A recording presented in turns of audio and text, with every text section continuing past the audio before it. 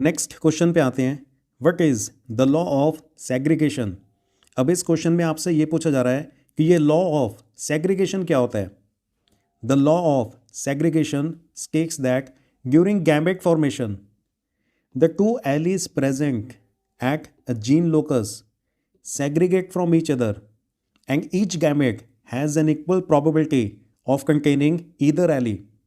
अब इसका मतलब ये है कि लॉ ऑफ सेग्रीगेशन ये बोलता है कि जब गैमेट फॉर्मेशन होगा, गैमेट का मतलब रिप्रोडक्टिव सेल्स, गैमेट फॉर्मेशन का मतलब कि जब रिप्रोडक्टिव सेल्स बनेंगे उस समय एक जीन की जो दो अलग अलग वैरायटीज प्रेजेंट होती हैं, एक जीन की जो दो अलग अलग एलीज प्रेजेंट होती हैं, वो दोनों एलीज एक दूसरे से सेपरेट आउट हो जाती हैं।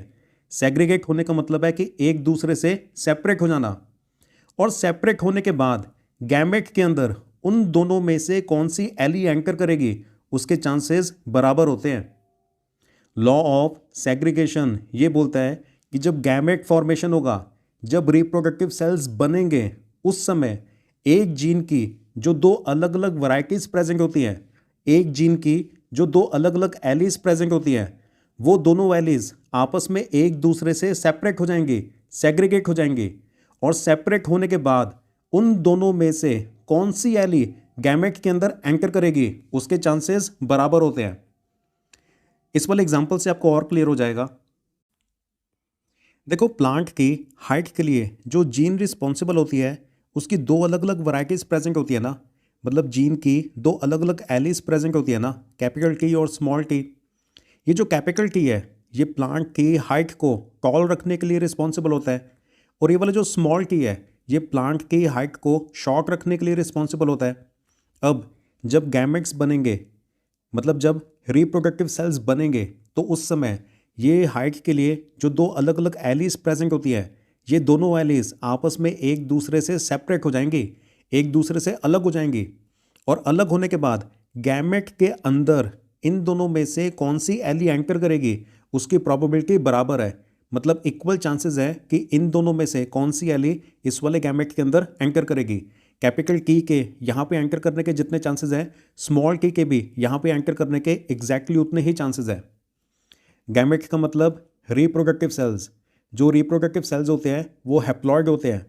हैप्लॉइड होने का मतलब है कि उनके अंदर सिंगल सेट ऑफ क्रोमोसोम्स होता है, या ऐसा भी बोल सकता है कि उनके अंदर आधा जेनेटिक मटेरियल होता है। जो सेक्सुअली रिप्रोड्यूसिंग ऑर्गेनिजम्स हैं ना, वो डिप्लॉयड सेल से मिलकर बने होते हैं। बाकी सारे जो सेल्स हैं वो डिप्लॉयड होते हैं, लेकिन ये जो रिप्रोडक्टिव सेल्स होते हैं, ये जो गैमेट्स होते हैं, ये हैप्लॉइड होते हैं। इनके अंदर आधा जेनेटिक मटेरियल होता है, मतलब सिंगल सेट ऑफ क्रोमोसोम्स होता है। बाकी के जो सेल्स हैं ना, उनके अंदर कंप्लीट सेट, दोनों सेट ऑफ क्रोमोसोम्स होते हैं। हैप्लॉइड सेल्स जो कि रिप्रोडक्टिव सेल्स होते हैं, उनके अंदर आधा जेनेटिक मटेरियल मतलब सिंगल सेट ऑफ क्रोमोसोम्स होता है। तो जब गैमेट बनेंगे, जब ये वाले रिप्रोडक्टिव सेल्स बनेंगे, उस समय एक जीन की जो दो अलग अलग एलीज प्रेजेंट होती है, ये दोनों आपस में एक दूसरे से सेपरेट हो जाएंगे। सेपरेट होने के बाद गैमेट के अंदर इन दोनों में से कौन सी एली एंटर करेगी उसकी प्रोबेबिलिटी बराबर है, इक्वल प्रोबेबिलिटी है, मतलब इक्वल चांसेस हैं कि इन दोनों में से इस गैमेट के अंदर कोई भी जीन, कोई भी ये वाली एली एंटर कर सकती है। क्लियर हो गया।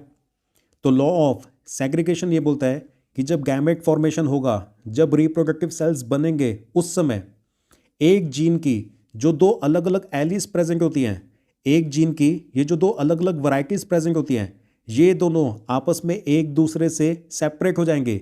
सेग्रीगेट होने का मतलब है कि एक दूसरे से सेपरेट हो जाना।